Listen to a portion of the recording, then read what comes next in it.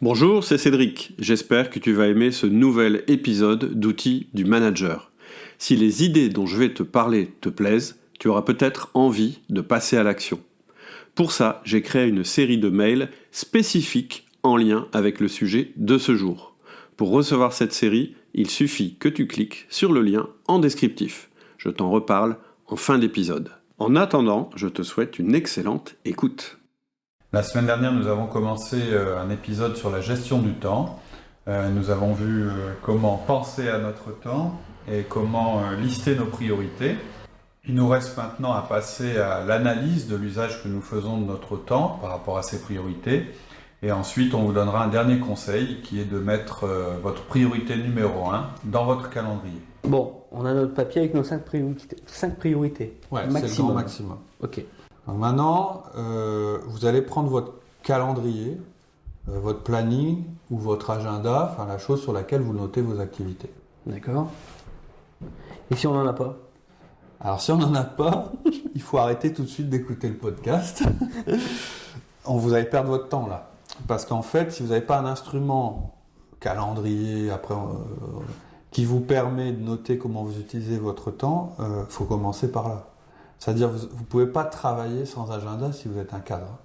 Je veux dire, alors ça existe peut-être, moi j'en connais pas beaucoup. Oui, mais l'agenda, généralement, on met tous nos rendez-vous. Enfin, on met nos rendez-vous avec ouais, les personnes extérieures. Ouais, c'est alors, voilà, ce qu'on va voir bientôt, c'est que vous mettez aujourd'hui vos rendez-vous extérieurs, qu'il va simplement avec falloir... d'autres personnes, quoi. Voilà, en général, on met nos contraintes extérieures.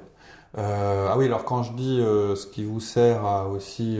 On peut avoir des listes de tâches. Voilà, liste de tâches, ça rentre dans ce que je dis. Ouais, c'est au sens large. C'est-à-dire ce qui vous permet un petit peu... de structurer notre journée. Tout à fait, voilà. D'accord. Vous allez prendre cet outil.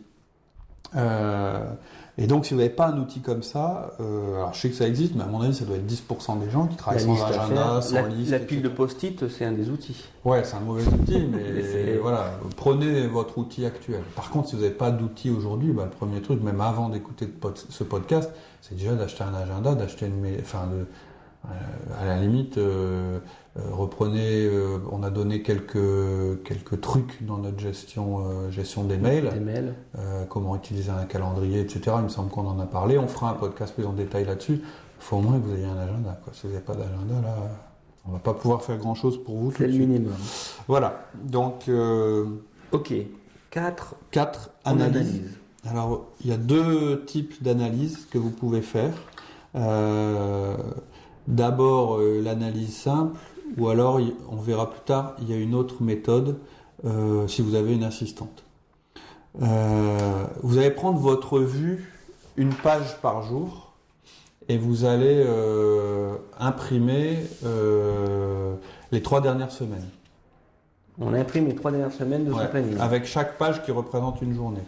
Si c'est pas la bonne source, vous pouvez aussi regarder vos listes de tâches, on en parlait tout à l'heure, regarder vos emails, retrouver pour vous aider à retrouver ce que vous avez fait cette journée-là, en fonction des mails reçus, envoyés. Bon, c'est pas un super outil, mais on sait tous que on travaille beaucoup par mail, ça aide un petit peu à savoir ce qu'on était en train de faire.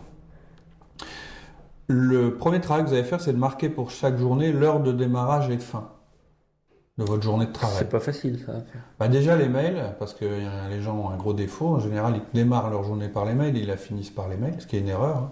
Mais déjà le premier mail que vous avez envoyé et le dernier mail que vous avez envoyé, ça vous donne une indication. Mais déjà c'est pour borner votre journée, quoi. Vous pouvez aussi inclure les périodes de travail que vous avez fait, que vous soyez à l'hôtel, à la maison, etc. Et maintenant, quart d'heure par quart d'heure, vous allez noter vos activités de chaque jour. C'est sur cette feuille-là. Ouais. Mais sur une feuille qui est déjà imprimée, ouais, il y a déjà des... C'est-à-dire, comme tu disais tout à l'heure, souvent vous allez déjà avoir vos rendez-vous, ça va vous donner une indication. Là, vous allez être aidé par rapport au tout premier exercice qu'on a fait. Cette fois-ci, vous allez quand même avoir des repères. Je suis allé chez tel client, j'ai fait telle chose, etc. Donc, vous allez essayer de remplir les choses qui ne sont pas notées pour le moment sur votre agenda. D'accord. Qu'est-ce que j'ai fait de telle heure à telle heure? Vous allez peut-être voir que vous avez fait des mails à ce moment-là, etc. Alors, évidemment, vous n'allez pas trouver. Si vous ne vous souvenez pas, vous notez rien. Si, quand vous faites cet exercice, vous n'arrivez à vous souvenir que des rendez-vous que vous avez faits, c'est tout. Le reste, si c'est ni dans votre mémoire, ni dans votre agenda, ni dans votre liste de tâches, ni dans vos mails. C'est que vous n'avez rien fait. Alors, c'est pas que vous n'avez rien fait, mais c'est que vous avez fait quelque chose qui est certainement pas dans vos priorités. D'accord. Donc là, cet exercice-là, il nous permet de reprendre tout ce qu'on avait fait sur le travail de notre mémoire. Ouais, le Et premier, de vous venir aidez le aussi de cette liste. formaliser Voilà. et de le hiérarchiser dans, En fait, voilà, dans notre planning. Voilà, l'objectif, c'est de cartographier vos 3 dernières semaines. De voir pendant les 3 dernières semaines ce Pourquoi que les vous 3? Ça fait lourd, les 3. Ah, Moi, si. ça me paraît lourd. Parce que je dirais qu'une semaine, ça va On ne peut-être. rencontre pas toutes les tâches que l'on Voilà. fait, peut-être. Et ça risque d'être un petit peu. Vous pouvez avoir une semaine exceptionnelle, etc. Si c'est une semaine, c'est pas grave. Ce qui compte, c'est que vous réussissiez sur une période de temps. L'idéal, c'est quand même 3 semaines pour avoir un bon échantillon. Tout ce que vous avez fait, 15 minutes par 15 minutes. Avec votre. Alors, vous reprenez aussi votre premier travail. C'est un élément d'entrée. Une fois que vous avez fait tout ça, vous allez essayer de mettre chacune de vos activités de 15 minutes en dessous de chacune de vos 5 priorités clés. C'est-à-dire, vous vous souvenez, vous avez dit mes 5 priorités, c'est ça, telle chose, telle chose. Vous faites 5 colonnes, en haut vous mettez chacune de vos priorités, et en dessous vous mettez chacune des activités d'un quart d'heure que vous avez eues dans les 3 semaines précédentes. Si l'activité que vous avez faite ne correspond pas à une de vos 5 priorités, évidemment, vous ne la notez pas. Vous le mettez simplement Sur une feuille à part. sur une feuille à côté. D'accord. Par On exemple. reprend feuille par feuille, Voilà. enfin, journée par journée. Voilà, vous reprenez vos 3 semaines que vous avez faites avec vos activités quart d'heure par quart d'heure. Par exemple, je ne sais pas, vous avez passé une de vos priorités, c'est les visites chez un client. Et dans votre agenda, vous trouvez une visite de 2 heures chez un client. Donc ça fait 4 quarts d'heure. Non, ça fait 8 quarts d'heure, pardon. Donc ça, vous notez la durée sous... Il faut noter la durée, Voilà. d'accord. Et en fait, l'objectif de cet exercice, c'est de voir combien de temps On va quantifier. vous avez consacré à vos priorités et à chacune d'elles. C'est pour ça que je dis, si vous en avez 5, ça va être plus lourd. Si vous en avez 2 ou 1, ça va être beaucoup plus simple comme exercice. Et en fait, vous allez pouvoir voir sur tout le temps consacré, c'est-à-dire 3 semaines de travail effectif, puisque vous avez borné chaque jour, vous pouvez tout à fait dire, sur ces 3 semaines, j'ai passé, qui représente 100% de mon temps travaillé, j'ai passé 5% sur la priorité numéro 1, 20% sur la 2, et ainsi de suite. D'accord. Le principe, c'est ça. C'est déjà dans un premier temps de déterminer combien de temps aujourd'hui vous consacrez à vos priorités. Il y a une autre méthode si on a une assistante. Ouais, c'est la méthode dont j'ai parlé quand on a parlé de l'assistante efficace. C'est la méthode de Drucker, ça s'appelle, c'est simple. Vous avez une assistante, vous avez bien de la chance, elle vous suit à la trace et elle note toutes les 10 minutes ce que vous êtes en train de faire. Donc c'est votre... C'est pas facile. Non, ça peut paraître même bizarre, compliqué, mais c'est un excellent investissement pour plus tard. C'est-à-dire qu'au lieu de faire appel à tous les outils dont je parlais, votre mémoire, etc., c'est encore plus simple. C'est en live, quoi. C'est-à-dire en live, elle est en train de noter toute la cartographie de vos journées. Alors, c'est vrai que c'est plus simple. Ouais.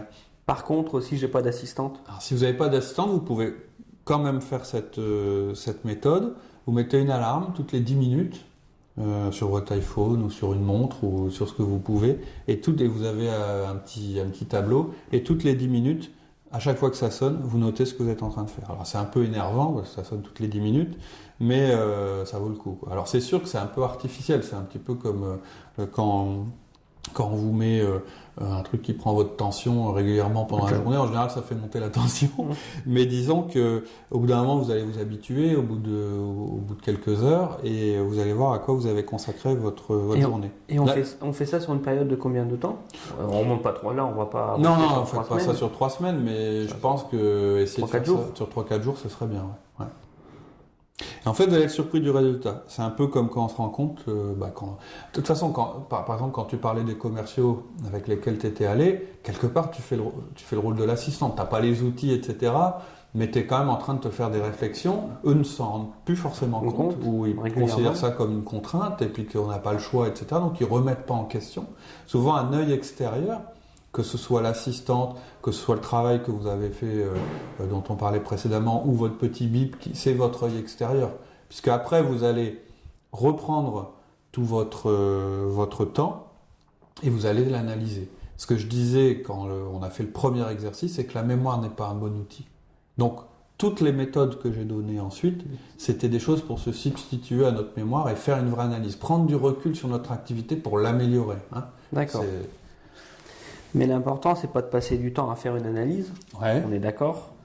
On passe au point 5. Oui, alors je crois que j'ai l'impression qu'on a sauté un point. Oui, tout à l'heure c'était le point 3, on est au point 4 en fait. Voilà, on est au point 4. Au point 4 qui est donc mettez votre priorité numéro 1 sur votre calendrier. En fait, c'est le plus important. C'est ce que je disais. S'il y a une chose à retenir, c'est celle-là. Si vous faites simplement une analyse, que vous constatez que votre gestion du temps n'est pas bonne, mais que derrière vous faites rien, vous avez simplement perdu du temps, vous êtes démoralisé pour rien. Donc maintenant, vous allez programmer vos priorités, c'est tout. C'est simple, c'est ce qui vous permettra de garder le cap. Et cette fois-ci, je vais être extrême, beaucoup plus extrême que ce que j'ai dit tout à l'heure. C'est que vous allez programmer une seule activité, une seule priorité. C'est-à-dire que tout à l'heure, j'ai dit on se fixe comme limite 5, mais 3 c'est mieux. Maintenant, dans ces 5, vous allez vous forcer à choisir celle qui est la plus importante. Si vous n'y parvenez pas tout seul, vous demandez complètement à votre manager, lui dire, bah voilà, moi je pense que mes 5 priorités c'est ça, c'est laquelle la plus importante, c'est-à-dire vraiment celle qui doit passer avant toute chose. Et parce que ce que je vais vous demander en fait, c'est de positionner des créneaux dans votre agenda pour vous consacrer à cette activité chaque semaine. Si je vous dis de faire ça avec 5 priorités, vous allez remplir votre agenda, vous allez plus avoir aucune marge de liberté. On se met la pression. Vous allez vous mettre comme dans une prison et en général on n'aime pas. C'est souvent l'erreur des méthodes de gestion du temps, c'est qu'elles veulent absolument tout prendre en compte et faire de nous un peu des robots. Et ça, pour la plupart des gens, il y en a qui arrivent à supporter ça, la plupart des gens ne supportent pas et du coup, c'est un peu comme quand on se met au sport, on s'est laissé aller pendant des années, on se dit je vais faire du jogging. On se met alors qu'on faire du sport tous les jours, 1 heure par jour, et jusqu'à ce qu'on soit complètement écœuré ou bien qu'on se casse quelque chose et auquel cas on repart. Et c'est pour ça que je suis un peu extrême sur la partie gestion des priorités. Voilà, il en faut une. Je suis extrême, mais dans l'esprit de vous laisser. C'est-à-dire une que l'on va planifier. Ouais, vous allez la planifier. Vous prenez votre priorité numéro 1. Un manager, il planifie, c'est un à un.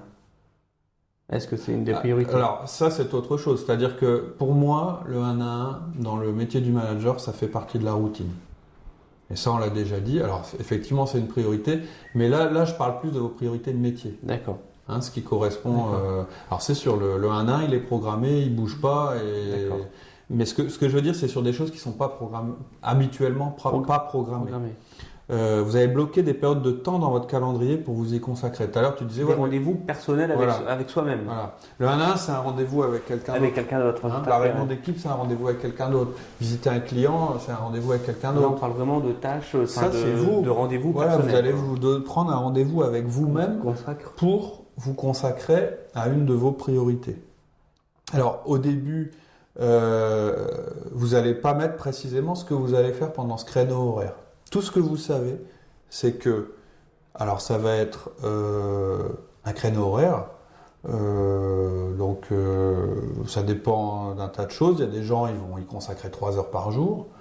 Il y a des gens, c'est 90 minutes, d'autres ça va être 2 fois 3 heures, d'autres ça va être 3 fois 1 heure dans la semaine. Ça dépend vraiment de ce que vous avez en priorité, de votre capacité de concentration, du type de travail que ça demande, etc. Si on est meilleur le matin, si on est meilleur le soir.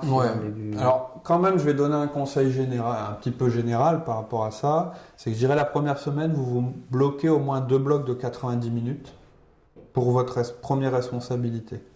Vous n'avez pas besoin de noter ce que vous allez faire pendant ces 2 blocs-là. Vous allez simplement, pendant ces 2 blocs de temps que vous êtes réservés, réfléchir à la question, pour cette responsabilité, qu'est-ce que je dois faire? C'est-à-dire, c'est simplement vous permettre de vous réfléchir à cette priorité et de vous demander comment vous allez avancer sur le sujet. Donc ce premier bloc de 90 minutes, il va simplement vous servir donc à programmer pendant les créneaux de temps qui seront consacrés à cette activité. Et est-ce qu'il y a un meilleur moyen dans la journée pour programmer ces blocs de 90 minutes? Ouais, en général, moi je dirais entre 7h et 10h du matin. Pourquoi? Parce que c'est la première chose que vous faites le matin, c'est une priorité, donc autant la mettre en premier dans votre journée, avant d'ouvrir vos mails. Moi, de toute façon, je dis, ne démarrez pas une journée en ouvrant vos mails. Si vous ne savez pas par quoi démarrer votre journée, démarrez-la en ouvrant votre agenda. et votre liste de tâches. C'est là qu'elles sont vos priorités, c'est pas dans vos mails. C'est pas vos mails qui vont diriger votre journée, c'est vos priorités. Donc, moi, je dis l'idéal, c'est entre 7h et 10h du matin. Vous risquez moins d'être interrompu, vous êtes concentré là-dessus. D'ailleurs, c'est ce que je dis. J'ai dit 90 minutes. Si vous êtes quelqu'un qui a du mal à travailler non-stop 90 minutes, vous faites 1 heure, c'est pas grave. Mais au moins, c'est la première chose que vous aurez fait dans votre journée. Et toute votre journée va être basée là-dessus. Vous aurez donc donné le bon ton à votre journée. Vous aurez eu cette réflexion sur votre plus grande priorité. Première chose le matin. Déjà, votre journée est réussie.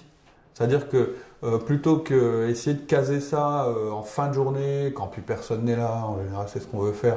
En général, on est complètement crevé et puis on n'a pas le temps. Il y a des choses un petit peu comme les rendez-vous du médecin qui se décalent. Pour finir, on le remet au lendemain et on vit une journée très très pauvre en satisfaction. Si vous démarrez votre journée par votre priorité, vous savez déjà que de toute façon, votre journée est gagnée. Donc tout le reste, c'est du bonus.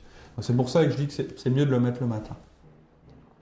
Je dirais pas plus de 90 minutes pour ce premier rendez-vous parce que vous allez avoir du mal à rester efficace. Et en fait, tout à l'heure je disais 1 heure pour la plupart des gens. En fait, la plupart des gens, ils peuvent maintenir leur attention longtemps sur quelque chose, 50 minutes. D'accord. C'est pour ça que souvent en réunion, on conseille de faire une pause à peu près toutes les heures. Après, il y a des variations par rapport à ça. Autre raison par rapport aux 90 minutes que j'ai mis comme limite, c'est qu'à un moment, les gens ils vont commencer à vouloir vous contacter et vous interrompre. Si vous mettez 2 heures, vous risquez de vous couper, de faire autre chose et puis de perdre le fil. D'accord. Normalement, je vous dis, consacrer 1 heure, ça doit être possible. Je ne connais pas votre emploi du temps, je ne sais pas dans quel contexte vous travaillez. Et l'idéal, c'est de s'isoler. Oui, c'est 1 heure isolée. Complètement. Parce que si on travaille sur des plateaux, des open space et tout ça, c'est plus difficile. Oui, tout à fait. Après, on pourra donner des conseils adaptés selon les personnes. Vous posez des questions sur le forum, on essaiera de vous aider. Je sais que moi, ce que j'essaye de faire, ce temps-là, en fait, c'est chez moi que je le passe avant d'aller au boulot. Je ne sais pas tous les jours, mais en général, le lundi, j'ai au moins 2 heures consacrées rien qu'à ça, le lundi matin. En priorité. Mais c'est parce que j'ai la liberté de choisir de ne pas aller au boulot. Je l'ai conseillé aussi à un cadre de groupe qui avait beaucoup de sollicitations parce qu'il a un poste où il est en contact avec tout le monde. Je lui ai dit, régulièrement, vous me prévenez évidemment, mais vous restez 1 heure ou 2 chez vous à travailler là-dessus. À préparer tout à fait, sa parce priorité. Que moi je l'accepte. Alors je sais que toutes les entreprises ne l'accepteraient pas. Moi je l'accepte parce que je sais que c'est de l'investissement et qu'il sera beaucoup plus efficace derrière. Il aura bien organisé son travail. Tout à fait. Voilà, donc je reprends juste le plan parce que je me rends compte que je me suis un petit peu emmêlé les pinceaux dans les il y a 4 points. Il y a pas 5 points, il y a 4 points. Premier point, vous pensez à votre temps, c'est l'exercice avec le crayon et le papier. La mémoire, voilà, on se fie à la mémoire. Qui dure une demi-heure à 1 heure. Deuxième point, listez vos priorités. Donc là, on prend tous les documents existants. Avec les documents qu'on a, etc. Troisième point, vous faites votre analyse simple ou complète. Quand je dis simple, c'est vous qui le faites, je dirais, en chambre, c'est-à-dire avec vos 3 semaines, tous les éléments, et puis vous essayez de remplir vos journées. À partir de ces journées, vous découpez en segments d'1 quart d'heure, vous les classez selon vos 5 priorités, c'est une méthode. L'autre méthode, c'est soit avec une assistante, soit avec un beeper, où là, au lieu de faire appel au passé, vous vous mesurez pendant 3-4 jours. Donc ça, c'est le troisième point, votre analyse simple. Et quatrième point, vous mettez votre priorité numéro 1 sur votre calendrier. Si vous voulez aller vite, si vous en êtes capable, si vous n'avez pas envie de faire d'analyse, moi je pense que l'analyse est nécessaire pour prendre vraiment du recul. Pour prendre du recul. Mais si vous n'avez pas le temps, si vous voulez aller directement, vous faites le point 4. Vous réservez des créneaux dans votre calendrier pour votre première priorité, mais il faut que vous sachiez quelle est votre première priorité. Le conseil qu'on pourrait donner, c'est que le premier créneau à poser, c'est faire son analyse. Tout à fait. Ouais. Ça devient une des priorités pour être plus efficient. Et ensuite, vous créez une routine, c'est-à-dire que cette bonne habitude que vous avez prise de vous consacrer à votre première priorité, vous la gardez. Vous savez que dans votre semaine, il va y avoir, alors ça selon les gens, un créneau de autant d'heures ou 2 créneaux où vous allez vous y consacrer et vous assurer que vous êtes toujours bien focalisé et vous allez vous organiser en fonction d'elle. Maintenant, votre priorité, elle va changer, hein, peut-être. Hein, on n'est pas à vie, on ne se consacre pas à la même chose toute notre vie, dans notre vie de cadre. Mais en plus, le gros avantage, c'est que parce que les autres priorités ou les autres activités que l'on n'aura pas planifiées, c'est peut-être aussi des choses que l'on pourra regarder à déléguer. Tout à fait. Donc, les autres activités qui ne rentrent pas dans vos 3 priorités principales, soit vous les déléguez, soit vous ne les faites pas. Parce que si vous les faites, c'est au détriment des autres. Il faut régulièrement purger son système. On en parlait aussi quand on a fait le podcast sur le sens de l'urgence. Le sens de l'urgence. Ouais, où on disait, quand il y a une urgence, de toute façon, on oublie un petit peu des choses qui sont moins importantes. Voilà. Donc, ce n'est pas le premier podcast qu'on fait sur l'organisation personnelle du manager. Moi, j'ai d'autres choses à dire sur le sujet, en particulier sur l'efficience. Et quand on parlera de méthode personnelle d'organisation, ce sera très lié au Lean, qui est une autre de nos activités. Mais pour l'instant, retenez que vous, en tant que cadre, vous n'êtes pas payé pour travailler toujours plus. Votre temps de travail efficace, il est limité. C'est une ressource limitée. Donc, vous êtes payé pour être plus efficace, pour mieux utiliser votre temps en conformité avec les priorités de votre entreprise. Si vous vous trompez là-dessus, si vous pensez qu'il faut travailler de plus en plus, vous allez directement dans le mur. Et on a plein de cas comme ça. Voilà. Ok, merci Cédric. Donc on reste à l'écoute sur le forum et par mail. On préfère le forum parce que ça permet à d'autres de participer, mais bon, il y a aussi... Et de partager. À bientôt. Merci beaucoup, bonne semaine. Au revoir. Au revoir. J'espère que tu as aimé cet épisode et que tu as eu des déclics et des prises de conscience. C'est l'objectif de ce podcast. Si c'est le cas et que tu vas aller plus loin avec moi pour passer à l'action, parce que sans action, la réflexion ne sert à rien, je te propose une série de mails spécifiques qui sont en lien avec le sujet abordé par cet épisode. Ils vont te permettre de bien ancrer les idées et de passer à l'action. Et si tu veux aller encore plus loin, je te proposerai une formation. Il te suffit de cliquer sur le lien en descriptif et de me donner ta meilleure adresse email. À bientôt. Salut.